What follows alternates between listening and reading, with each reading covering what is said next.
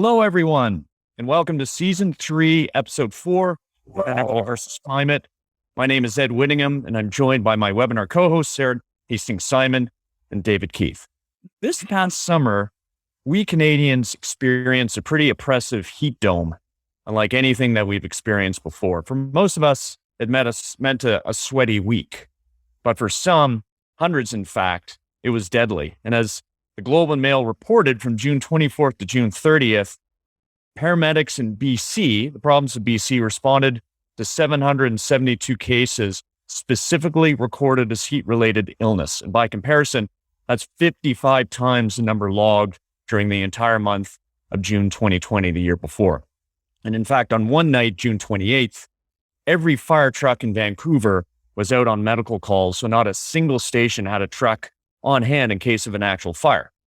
So that, of course, is nothing for anyone who's read the harrowing opening chapter to Kim Stanley Robinson's book, Ministry for the Future. And while it's a work of fiction, after this summer, it's really not hard to imagine millions dying from heat in equatorial and mid-latitude countries in a world with 1.5, 2, or 3 degrees centigrade of warming.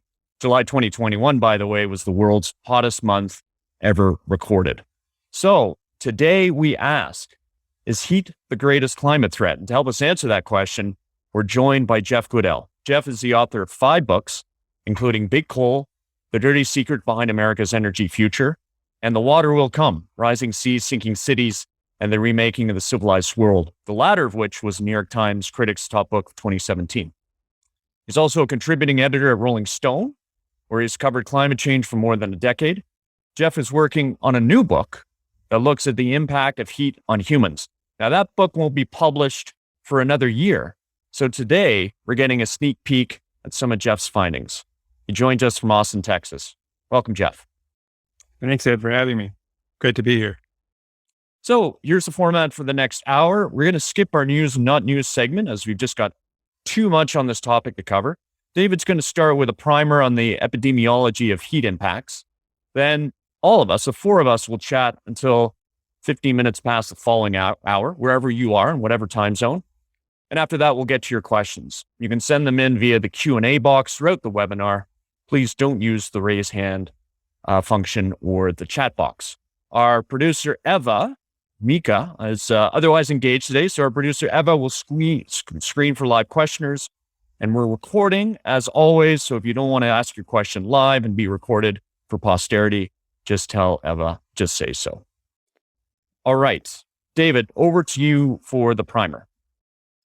Thank you. Well, I've been involved, as I probably said before on the show, for 30 years or so in climate. And during most of that time, if you'd asked me what the big climate risks are, and not just me, if you'd asked a random person in the climate expert world, we would have talked about loss of crops or flooding from sea level rise or extreme storms and heat.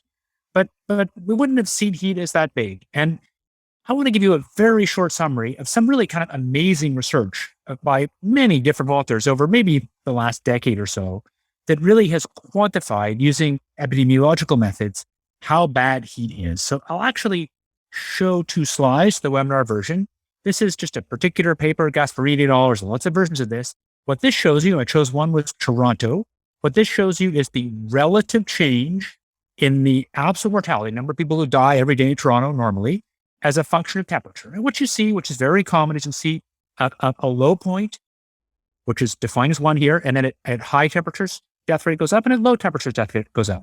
You can see it for Sao Paulo, Brazil there. And right away, if you're a Canadian, you might feel proud that we're pretty cold adapted. So the point is, on a cold day in Toronto, deaths don't go up much. And a cold day in Brazil, actually, deaths go up a lot. But that hot peak really goes up steeply in different places. And that's an increase of like a 50% increase in deaths. This is, there's all sorts of sort of powerful stats behind this. I won't go into it, but these are state-of-the-art data and models to really pull out the heat signature here. Let's see if I can move one slide down.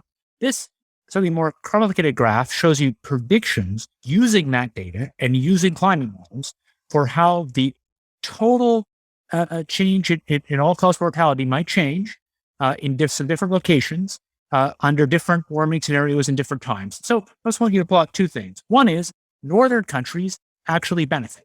So if you look at Northern Europe has deaths declining due to less cold deaths. And that is about as big as the increase in heat deaths, even out to really bad climate scenarios.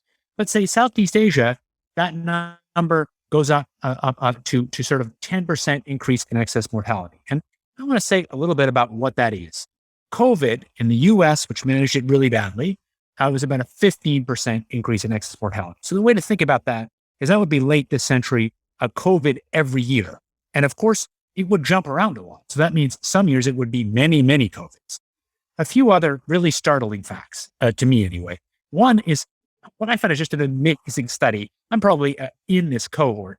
It was all America, or a huge chunk of America's 20 million or so. They were in this retrospective study born between about 1960 and the late 70s. And this study pulled out of this amazing noisy data that one extra day above 32 centigrade during the first trimester of pregnancy reduces your income at age 30 by $50. Well, what a weird factoid. But that's 0.1% reduction in your earning potential for every single degree. So 2 days would be 0.2%. And as a little less in the second trimester of pregnancy, these things just show correlation. Nobody knows what it is, but it's probably brain damage. There's now an immense amount of data showing that economic activity scales with heat. So a year that's a degree warmer than normal, a degree Fahrenheit in this case, shows India reducing its economic growth by 17%. So growth was reduced by 17% compared to normal, whereas Sweden goes up by 22%. And that's the Burke et al. Paper in Science. There's a lot of versions of that, but this is a big deal. This says that heat and variation of heat is a significant explainer in the relative economic growth rates of the hot world and the cool world. Big deal. And finally, one last one on a specific number from my dear friend Jason Park, who's been a young leader in doing this work and has looked in detail at New York City schools and now some schools in poor countries. And even in New York City schools, in a rich rural place, surprisingly, lots of schools aren't air conditioned, not the poorer ones. And a hot year, a year that's kind of one standard deviation hot, is about as bad as having a one or even a little more than one standard deviation bad teacher. It's a really big impact. And that's presumably, if you believe that teaching teaches you something that you take away for your life, that's a lifelong impact of heat.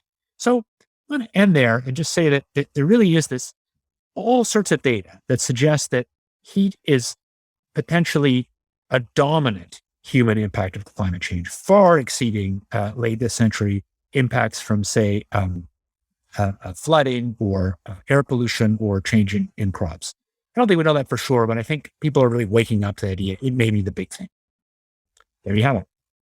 Hey, thanks, David. And I feel like I've lost a bet to you because with this poll question, I thought the suggestive title of today's webinar is Heat the Greatest Climate Threat would bias the poll results. But if you have a look here, only 12% think that heat is the biggest climate impact that worries them the most. The biggest drought is what worries people the most, followed closely at 31% by extreme weather, 29, biodiversity loss, 21, heat at 12, and sea level rise at 7. You should have that whiskey, man. I should have. I don't know. I would then adjudicate that bet and say you might have a claim to extreme weather being a heat, as what people were thinking when they clicked that button. So Possibly, but I feel like regardless, I'm eating some humble pie right now. Let's bring in Jeff into the conversation. Jeff, so I want to unpack heat mortality and thermal limits as a starting point. So I know the body functions best at a core temperature, I think of about 35 to 37 C. And if the body's temperature reaches 40 C and it continues to warm or it stays at that level, that's bad. And especially if the body has no chance to cool down, which with this heat dome in Vancouver, that was one of the issues, is that it wasn't cooling off at night and the body never had a chance to cool down. So can you just walk us through with thermal limits? What happens to the body and what really causes the injury or death? Thanks, Ed. David, that was a great intro. Wonderful to hear. I learned new stuff there also. So I think a couple of things are really important when you think about heat mortality and what it does to our bodies. First is that our bodies are heat machines. We generate heat about as much as a 100-watt light bulb just in our daily life. And we need to release that heat somehow. And the only way that we have to release heat is by sweating. That's how we release heat. Other animals have other methods, but we sweat. And sweating has been a great thing for us as humans. Think about when you go out for a run with your dog on a hot day. You sweat and can keep running. Your dog starts panting, and at a certain point, your dog has to stop running and lay down and pant really hard and release heat. Humans can keep doing this as we're in motion because we can sweat and we can release heat that way.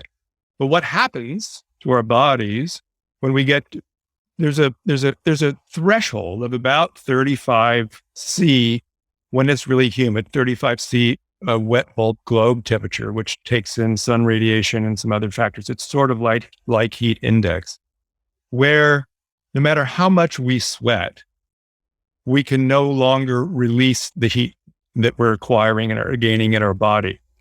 Because at that level, if it's a humid day, that sweat is not evaporating. So our only heat releasing mechanism that we have fails. And that is a really important thing to understand, is that there's these certain thresholds. So if it's 35 C and it's a hot, humid day and you're outside and you're doing any kind of physical activity, even for a few hours, you're going to have a heat stroke. That is an absolute, universal kind of limit. Now, it does vary with different people, right? So what happens when your body's trying to deal with heat, your inner body temperature starts rising. And your heart says, okay, we got to get rid of this heat. So what it does is it starts pumping the blood towards your skin, shunting your blood out towards your skin so that it can be picked up by the sweat glands. The heat can be picked up by your sweat glands and dissipated out in sweat.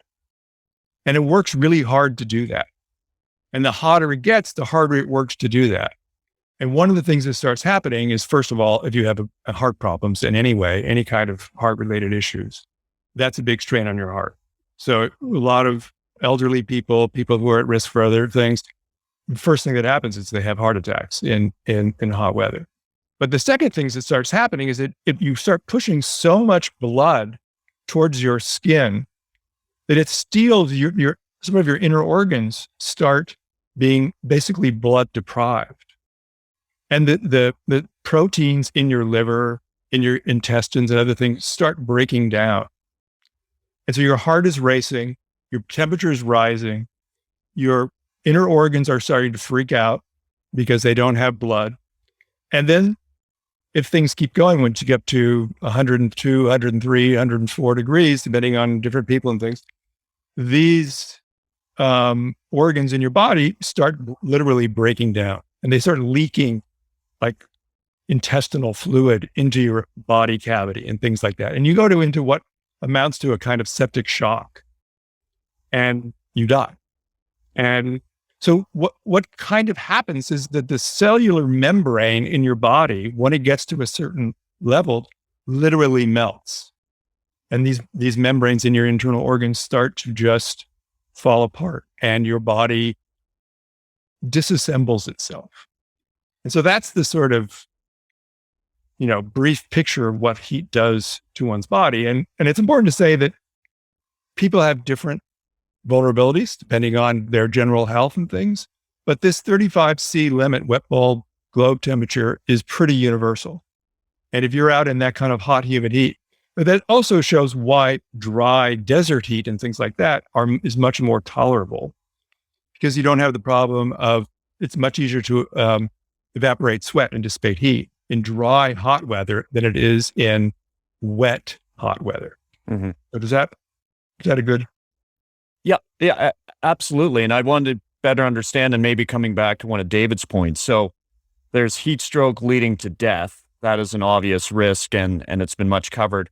But perhaps what do we understand around what he was talking to, some of the longer term impairments or injuries or illnesses? He'd mentioned the correlation between exposure to heat in the womb and reduced income later in life. So what do we know about those who who take an injury and unfortunately carry with them for the rest of their lives, and that impairs all sorts of other parts of their lives.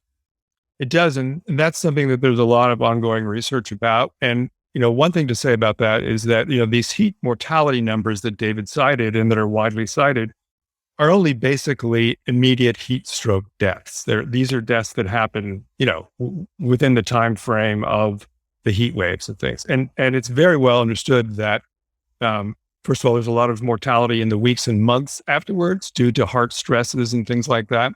And there's also a lot of long-term risks. Some of the ones you talk about with what happens in your sort of brain with learning and things like that are the least understood. But some of the things that are really well understood is, for example, kidney damage, chronic kidney disease, because of what I talked about earlier about the sort of blood being pulled away from internal organs and the cellular membranes of the organs actually breaking down. That is particularly damaging to your kidney, to the many tiny pathways in your kidneys. And so I was just reading a study the other day about an estimate over the last decade in El Salvador and Guatemala of 20,000 deaths related to to kidney disease caused by extreme heat. So it has all of these sort of knock-on effects that, we haven't even begun to calculate. Got you. And so 20,000, I remember back in 2003, there was a heat wave in Europe that killed 70,000 people. And then heat kills more people in the United States than anything else weather related on an annual basis. But what do we understand about the extent of the risk? I made reference to Kim Stanley Robinson's book and the first chapter, the harrowing chapter, and frankly, by now infamous first chapter. I know that I read it, and once you've read it, you can't unread it. It sticks in your brain. And for those who haven't looked at it, it talks about a scenario of, I think it's 20 million Indians dead over the span of a week or two. Are we looking at that type of risk, the extent of that kind of risk in the near future? What do we understand about it? Well, Stan is a very good writer and he has a very vivid imagination. I think that may be a little beyond the pale of what we're thinking about right now. But I think that the heat mortality risks are widely underestimated. And, even these numbers that we're citing about how many people died in the Pacific Northwest, heat is notoriously sort of difficult to diagnose because you have all these other things like heart attacks and things that don't show up on death certificates. But, there's a study now that estimates global heat deaths right now at over 300,000 a year. It was just published in The Lancet. So, we're looking at massive amounts of deaths, especially as we get closer to these thermal limits. You're seeing it in, regions that are like India, Pakistan, where you have the Middle East, where you have very high temperatures combined with high humidity.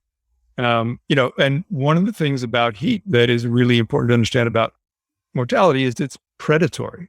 Mm-hmm. It goes after vulnerable people. It's like, what wolves do to packs. It goes after people who are outdoors, who don't have air conditioning, who are ill, who are elderly, who are very young, people who are, in any way don't have access to the simple things, right? I mean, as you pointed out in the intro, a heat wave is not so bad if you're sitting, in a Harvard classroom and you've got air conditioning and a bottle of Evian water sitting next to you. It's like, oh, wow, it's 110 degrees out there. That's really hot. That's not a problem. Right? Some drive-by slam. Yeah. He's an ass, David. We'll grant him one drive-by. No, but it's true. I mean, it really is there's a lot of talk right now in Glasgow about climate justice. It's the big, it's what's tearing that conference apart right now. That's the most difficult issue to deal with. And heat is the most vivid embodiment of that, because if you're a privileged person and you have air conditioning and you have a reliable electricity and you can afford to pay your bills, you're going to be okay. But, there's a lot of people who don't. And I've done a lot of reporting around the world already on this. And, it's not just, people in Pakistan. It's people in Phoenix who live in mobile homes that are like tin boxes that are really, really hot. And can't afford to pay their electric bill and think that, oh, if I just turn the AC on for half an hour a day, I'll be okay. And they're not. They die. And, so it really maps to this larger climate justice question more than sort of any other of the climate impacts, I think. Yeah. And I'd like to get you to tell the story of Sebastian Perez because you've written about them, but I'll preface that with, I've got some information from BC that's kind of hot off the presses, if you will. And I want to give a thank you to Sarah Henderson, who is with the BC Center for Disease Control. And they've looked at the deaths coming from the heat dome in that province in late June and early July of this year. And the short story in terms of risk factors is some of what you would expect. The risk factors, if you're isolated, if you're mentally ill, especially schizophrenia, if you're dependent on substances, you are at higher risk than those without. And the protective factors are privilege and green space.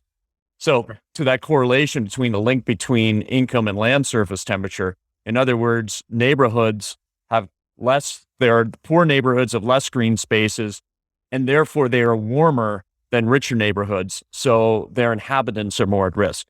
But Jeff, could you tell us the Sebastian Perez story?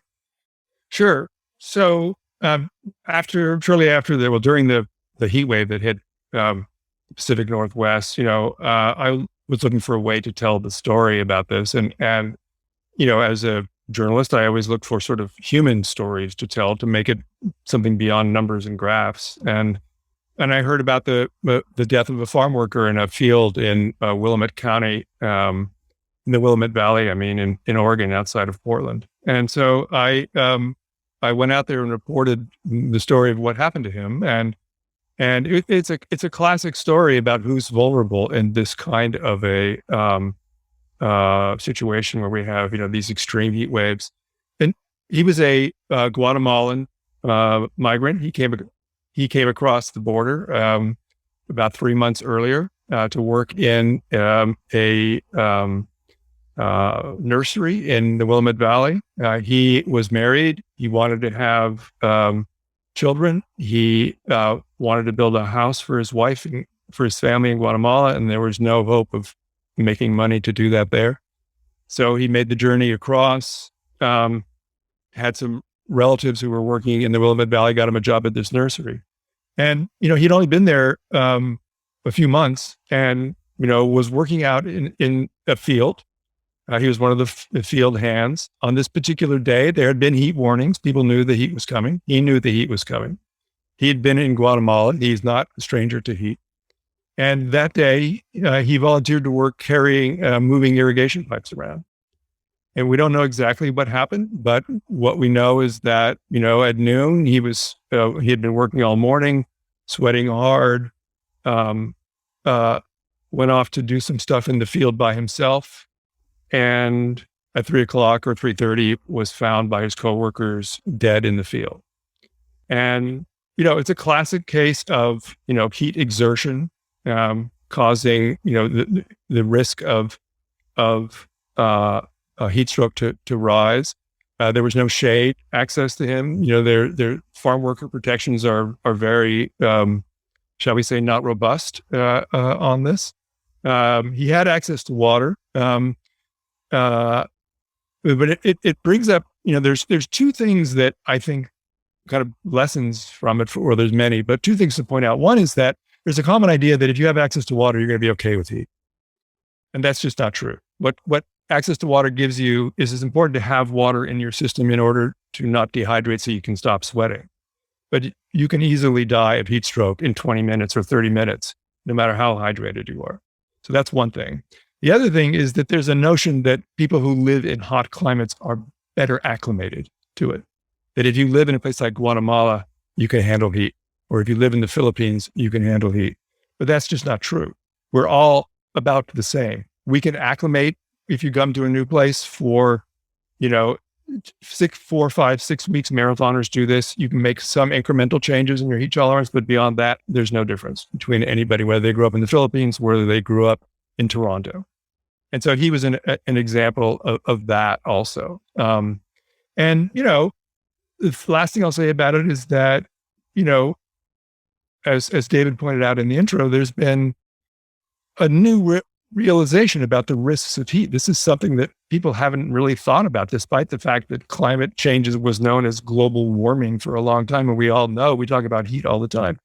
The real heat risks to our bodies and to workers has not really been thought about. And it's particularly not been thought about for people, on the margins, like farm workers, where only 2 states right now have any kind of heat rules at all about workers, whether they're farm workers or warehouse workers or anyone else.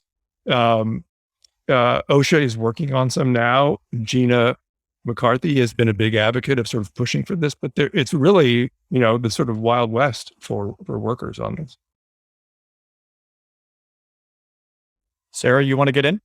Yeah, just a couple of thoughts on that. Maybe one on that, on your last point about sort of the impact of heat. And I think that is, to me, that's another example of sort of the challenge that we have understanding these kinds of threshold effects, right? We sort of like all have this very linear mindset. And if you move along a heat curve, it's a little bit hotter and a little bit more uncomfortable. And you can pull up lots of other examples of not understanding kind of nonlinear growth. And I think this to me would be another one where it's like, it sort of defies your, intuition that if it gets a little bit hotter, somehow you're going to go from being able to cope to all of a sudden being dead. And so that's maybe just a little bit thought of where that comes from.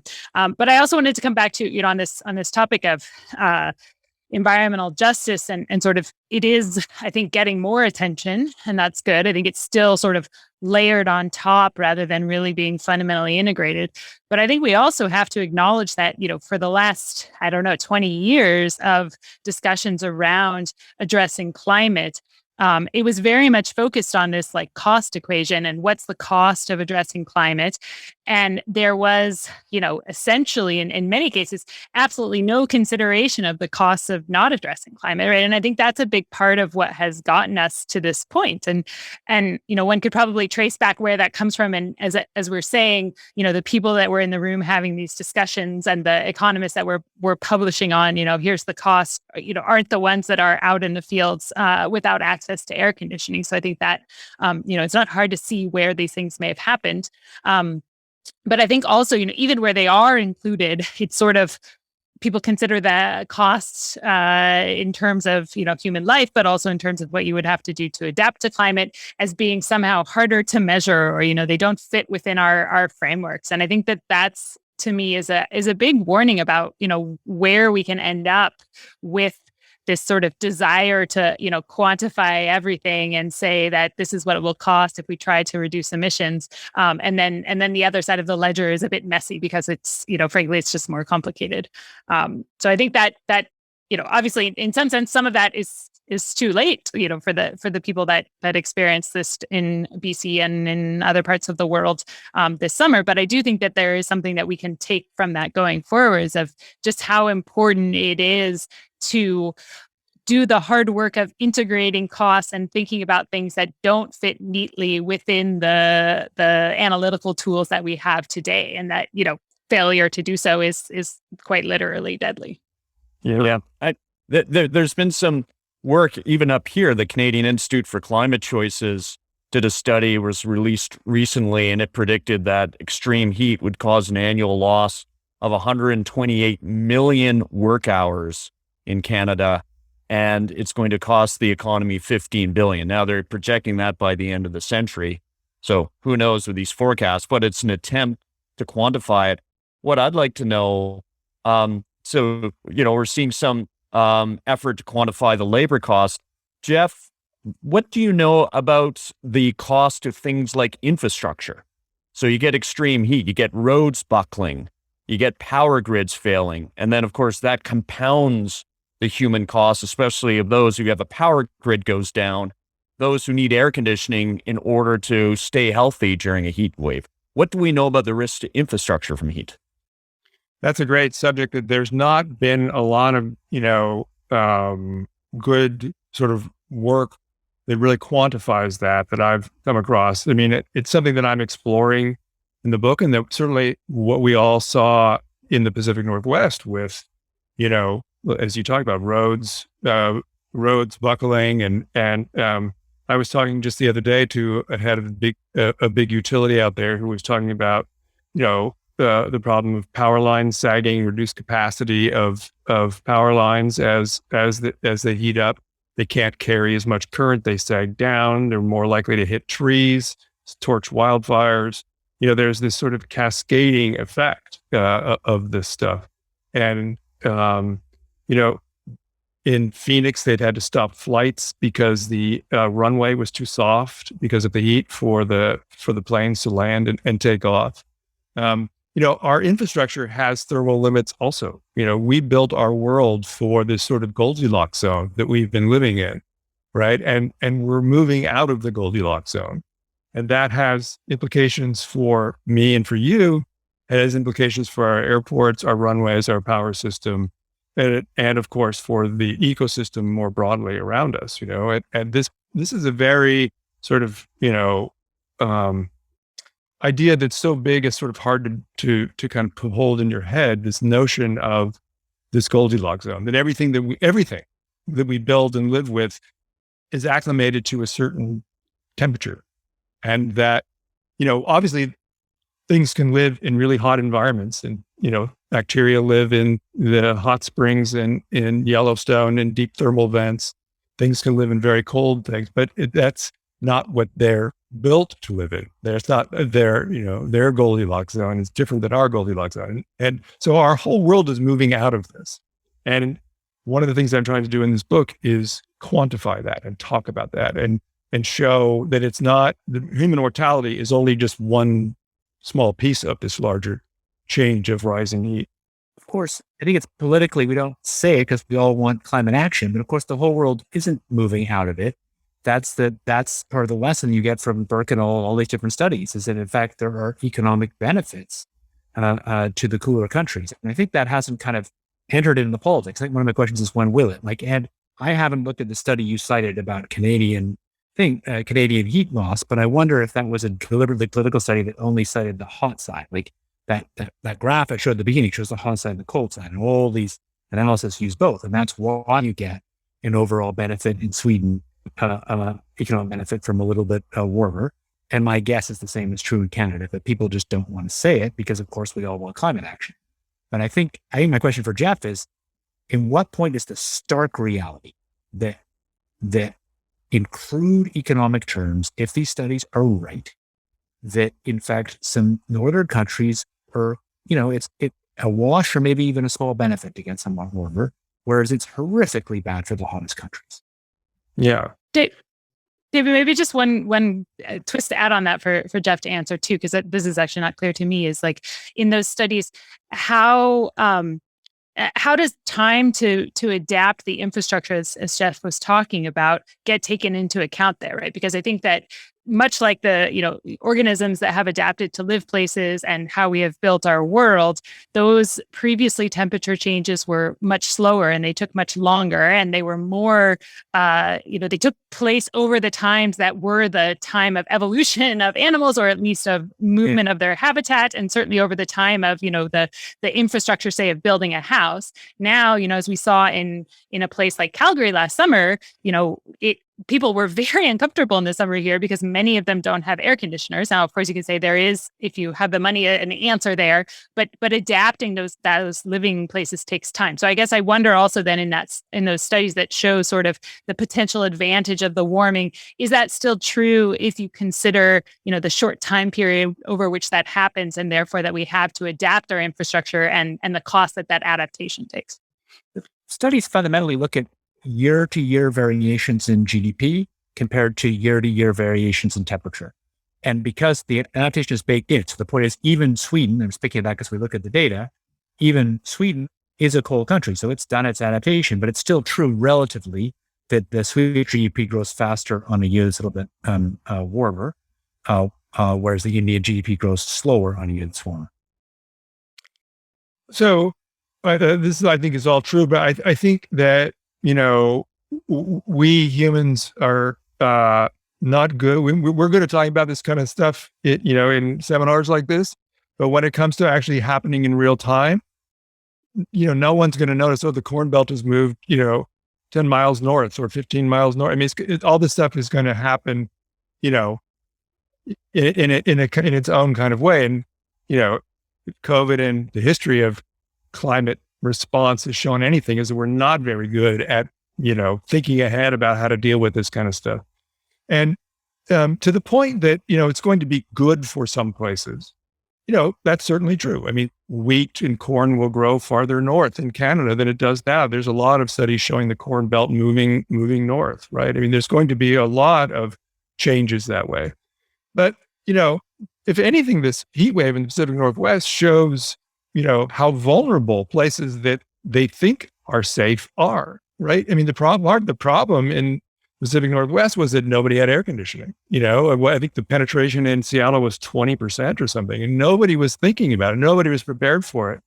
Some of my friends here, I'm in Austin, Texas, and some of my friends here, you know, half joking, half serious, point out that, oh, people in Washington and British Columbia just don't know how to handle heat. They don't know what to do. And, you know, that's kind of a callous thing to say, but it is kind of true, right? And so, I mean, no one's going to get out free in this, right? And this notion that it's going to be good for the north and bad for the equatorial, you know, tropics and things is true, but it's also going to accelerate all of these climate justice questions and things. You know, when you have a heat wave that kills 75,000 people in Pakistan and causes huge unrest I mean, God knows there's, you know, India, Pakistan is not a sort of tranquil region of the world. You know, what are the implications of that? What are the national security implications of that? How do we as moral humans think about that? Right. So it's a really complex, you know, equation. Yeah, it reminds me, and on a COP note, Glasgow is happening now. I was at the Cancun COP in 2010, and I remember taking in a presentation by senior military brass across the U.S. forces. And the simple message was climate change is real. It poses real threats to American security, sort of following along Wynne Dyer's climate wars thesis. You disrupt precipitation in Mexico, that could cause an illegal immigration or refugee crisis or exacerbate the existing crisis.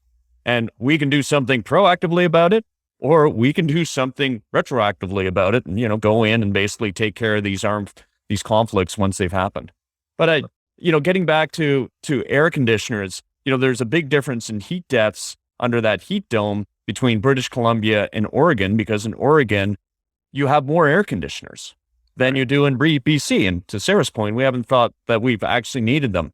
That is, to be clear, a solution. Air conditioning can protect people, but it's a very expensive one, and it's going to put further stress on our already stressed electricity grids, which, as we talked about earlier, may be more stressed through an extreme heat event.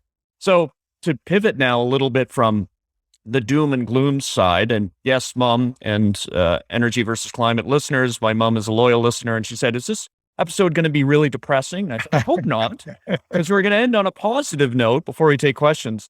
So to pivot, like what can we do, Jeff, beyond just trying at exorbitant cost to install a bunch of air conditioners around the world? Well, the good thing about heat mortality, as we've been talking about it, is, you know, that it's a very preventable. I mean, it's, you know, obviously things like air conditioning, I strongly reject the notion that heat's not a problem because we can just buy everybody air conditioners and all that. You know, we have 800 million people in the world who don't even have electricity, much less air conditioning, right? So the idea that we're just going to buy everybody air conditioners is not a solution. But there are a lot of solutions, you know, and there are a lot of things that can hugely reduce the risk of heat. Planting shade trees, you know, just having, you know, more green spaces in our world, having better social outreach so that, you know, your aunt who has a heart murmur is not alone in her apartment when it's 107 degrees. You know, having, you know, there's a lot of push from people like the Red Cross and others to have these heat activation networks that really try hard to mobilize the network of people to make sure that people are not alone during this, and that they understand the risks. They have access to water and things like that. And they don't think, oh, I'm just going to tough this out. I'll be fine. It's not going to get that hot. I'll be fine. So, you know, compared to things like, sea level rise, for example, which is not a huge, nobody dies from sea level rise directly. You don't stand on the beach and water rises and you drown, right? I mean, you can increase storms and things like that. But sea level rise has enormous financial implications because you have all this built infrastructure on the coast and all that kind of thing. Heat mortality is not like that, right? This is relatively plastic. We can do a lot. We can change how buildings are insulated. We can change, we can plant trees. We can do these social activation of things. So I actually think it's a very kind of, the problems go to the larger economic problems of the economic divide, having prosperity, people be able to pay electric bills, things like that. The larger economic inequalities are a big driver in this. But there's really a lot that can be done in a very immediate, direct, it's going to be hot next weekend. Let's make sure we don't have 70,000 people dying here. I think that it's very hopeful in that sense. I want to point to an example that I learned about when I was in Bangladesh a year and a half ago, which is not about adaptation to heat, but I think it tells you about how powerful knowing that something's going to happen and responding in a planned way can be. So the Bangladesh monsoon around 1970-71, during the war that formed the country, was by many measures the worst natural disaster of human history. So it killed something like 500,000 people. There was another monsoon of similar storm surge with similar intensity about a decade ago. I forget the exact date. And it killed about 500 people, which I don't mean to minimize, but a much smaller number. And that was fundamentally because cell phone-based warning systems and a planned decision that when people are warned, they get into shelters, which are mostly schools, because you only have to get a few meters higher and you're not going to die. It's not fun, but you're not going to die. And that's really dramatic. And my sense is it actually would be possible at cost and reasonable to do some of the same things for heat.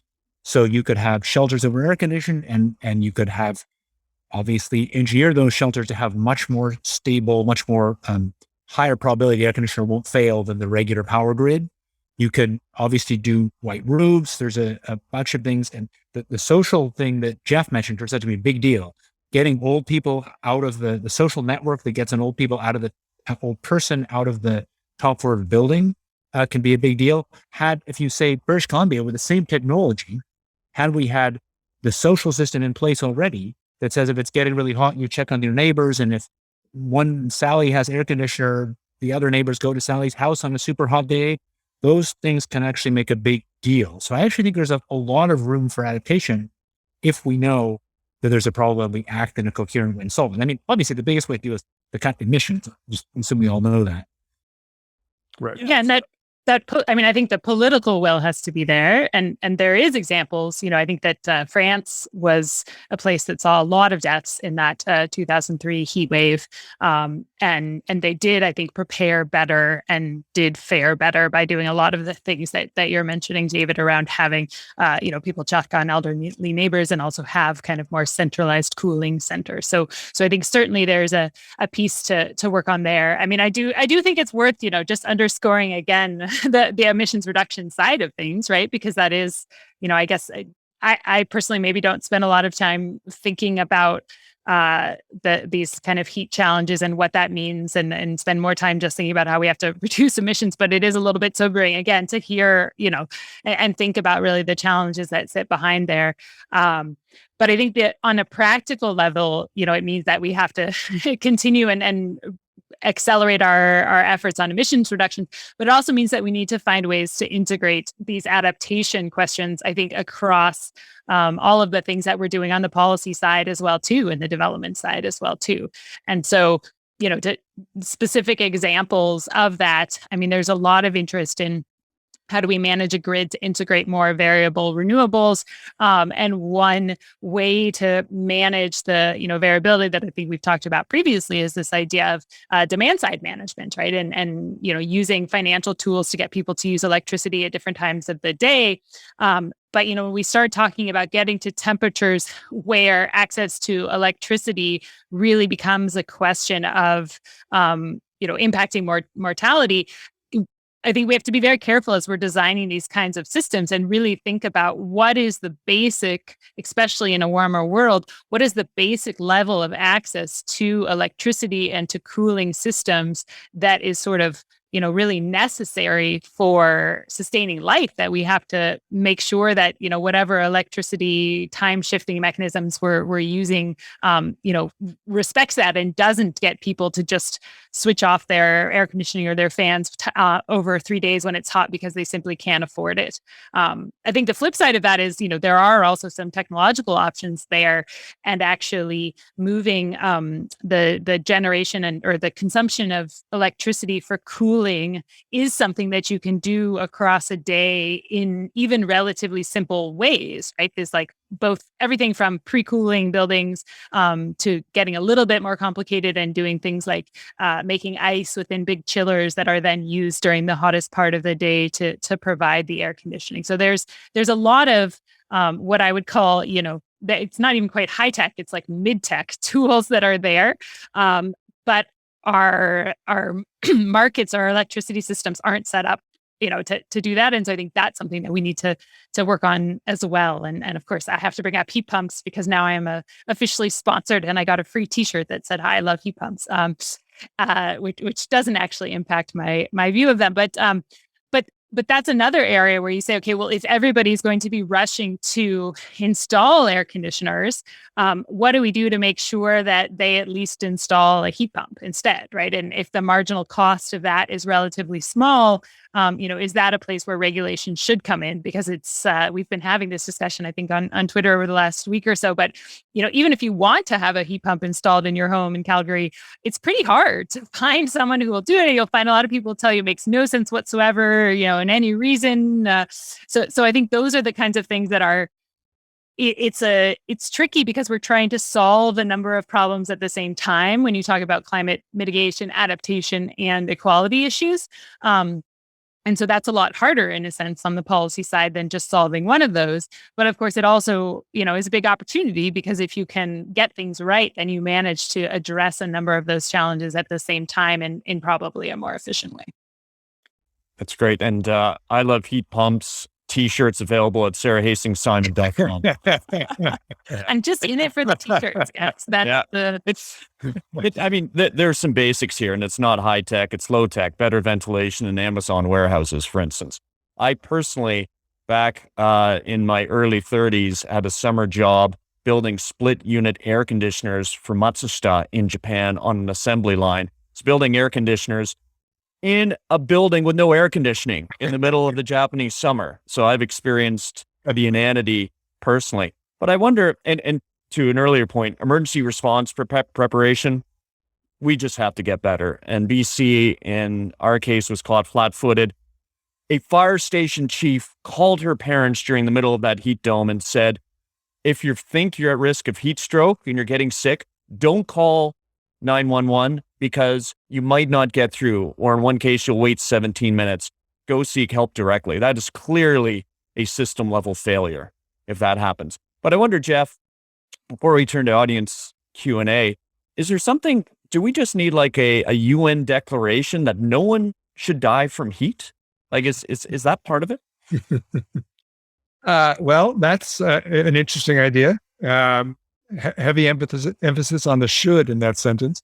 But yeah, I do think that, but of course, saying no one should die from heat means like, okay, well, how do you deal with the just gaping, economic inequalities that make people victims to heat? So it's unfortunately, it's sort of like a morally a great proclamation that, when you begin to think about how do we implement that, gets very complicated very quickly, right? And so, dealing with heat is just wound up with dealing with all kinds of other things like health insurance, like well-paying, decent-paying jobs. I think you can make a strong argument that, raising the minimum wage or a higher basic minimum wage would do more to help people, deal with extreme heat than almost anything. And, I think that there's lots of ways that you can sort of go at this. And that's the tricky thing about it is that it exposes all these other sort of vulnerabilities. Gotcha. Okay. Thanks, Jeff. Now let's, the long-awaited audience Q&A. We'll go to our go-to questioner, provocateur, Robert Tremblay. You have a question. Yeah, thanks. So I guess this question is, maybe meant to be a bit provocative, just maybe a question to David or instigate a bit of debate amongst the panelists. But so David, I think I've heard him say a couple times that, temperature going up in general is a good thing economically. So maybe there's a case that Alberta or Canada will benefit from rising temperatures. I guess I'm wondering, is that including context of stuff like potential droughts, what Sara said about infrastructure spending to adapt to different temperatures, or political instability for immigration pressure? Is it looking at it holistically, or are we just kind of simply saying like increase in temperature is an increase in GDP? I mean, the statistics that do that are just what I said earlier. I think I want to encourage you, we all got to be careful about cherry picking to support a political point of view. So if you're going to use all this new econometric data to say how bad heat is, which I think overall is what it says, and it says we should take climate change much more seriously, you can't say, oh, I believe this econometric data everywhere except the places where it shows there's some climate benefit. So of course it doesn't get every single one of those things, but these are pretty robust things. And they're some of the key studies that people are now using. Actually, to get back to, I think, Jeff's comment, I'm going to circle back to Jeff's interesting comment over to him about the nerdiness, or no, actually, sorry, it was more Sara early on. You talking about the fact that it's harder to quantify the climate impacts. And so therefore we haven't paid enough attention to climate impacts. I think a big thing that's happened in the last decade is this data that shows very clearly overall the economic and now the mortality impact of climate change, I think is playing a role in convincing people to act more on climate. And I guess I would say to you, Robert, you can't both buy that data insofar as it says things are bad and then kind of don't buy the other side of it, because it's really inherent in all those curves. You get a cool disbenefit and a hot disbenefit. It's deep in that data. I think if it's not real, then those studies have a deep flaw, and then you can't trust the idea that warmth is bad either. Maybe in the interest of time, we'll leave it at that. And I saw you also had a note, Robert, that you'd like us to expand more on that point on the benefits versus disbenefits to Canada in a warming world. And perhaps we could do a whole show topic on that.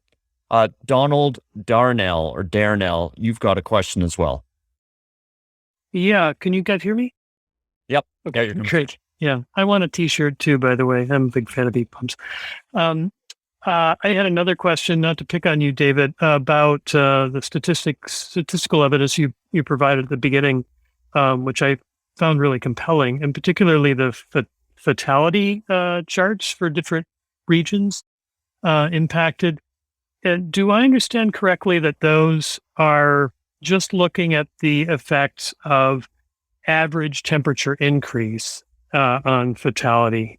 Or because it's my impression that we should anticipate with climate change, with global warming, increased variability and a wider range of extremes also. And I just wonder if those statistics take those into account. So those stats are all backward looking. They don't have anything to do with climate change. They're observations. And they're not actually instantaneous temperature. They almost all use these weird spline fit functions that deal with the harvesting problem. So Jeff mentioned this is a grim tale, but epidemiologists will use that word.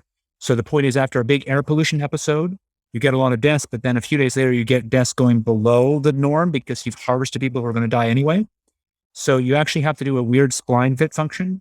And that's sort of deep in the way all these epidemiological studies work. So in fact, what Jeff was saying, we don't count them in some ways. So the answer is, what I'm showing you is the second level fit. And under that, there's this two-dimensional spline function where it actually has to deal with that harvesting business. So overall weighting is kind of over 20 days, but it's non-flat weighting. But that just tells you how people respond to the temperature. Then you can look at a climate model, and then I turn it over to Jeff. Yeah, of course, climate models show it gets more variable, which is part of the reason you're going to get a lot more mortality. And that's why I think what I haven't actually seen is a paper that investigates the probability of the Kim Stanley Robinson scenario. So I showed you a paper that showed you average all-cause mortality going up 10% to Southeast Asia, which is huge. But there's going to be a huge amount of variability around that. And I don't know what the probability of the Kim Stanley Robinson 20 million event is in later this century. I mean, maybe over to Jeff more to sort of speculate about really to me, especially about what all this means, how it changes the politics of this stuff. That's an interesting question about how it changes the politics of the topic. I mean, there's lots of studies showing that as, average temperatures increase, the extremes increase also, right? The sort of bell curve moves farther, to the right. Whether a Kim Stanley Robinson scenario can happen, I mean, that's just there's so many variables in that, and depending on what the temperature is and where it is. I mean, I think that is clearly, it would take, something that's really, really extreme, that beyond our capacity, I think of even the most sort of any climate modeler that I know to get the kind of heat wave that would kill that many people in a place like India right now. But we are moving in that direction, right? I mean, we are moving in that direction because we are moving into a world where right now in parts of Pakistan, you have, I think this year there were 12 days a year that were above the 35 C wet bulb globe temperature that I mentioned before. And 6 years ago, there was one. And, the movement in this direction is clear. So as we get more and more of these days where you're above the human threshold, then you're going to get, sort of more and more deaths and more harvesting. But I think the interesting question that we haven't really even talked about, David, you brought up a little bit, is this question of how it changed politics. I mean, that's especially in the context of COVID, where we're dealing with, how has all these deaths that we've all been witnessing in real time changed the politics of our response to COVID and how we think about pandemics? It's not hard to conceive of a heat wave that kills 100,000 people in India or Pakistan or somewhere, Iran or somewhere like that, somewhere that's very vulnerable. Do we care? I mean, honestly, do we in the West, the people who make policy, care?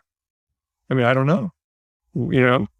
It's interesting what the sort of human threshold is for like death and like how that changes politics. And it's a crude question, but especially in the context of COVID, it's one that's worth asking. And I don't know what the answer is. I would love to say that it would mobilize people. That we would, in Kim Stanley Robinson's book, it does. It starts a whole, apparatus of dealing with climate change from a financial point of view and all kinds of things, including solar engineering. But would that really happen in our world? I don't know. I would not bet on it.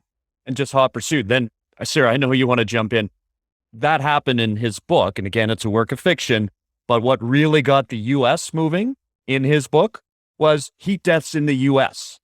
It didn't, and on an order of magnitude less than what had happened in that harrowing opening chapter to India in the book. But sorry, Sara, over to you.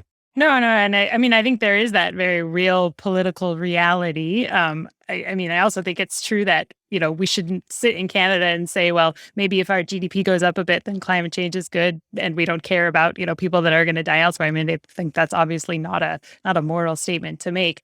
But I think also it's, maybe to end on a slightly happier note, I do think that we are certainly closer than ever before in getting on a trajectory that at least limits the temperature rise over the last, 20 years that we've been working on this challenge. I think then coming out of, COP26, we are getting closer to limiting that to, 2 degrees or even potentially 1.5, probably closer to 2.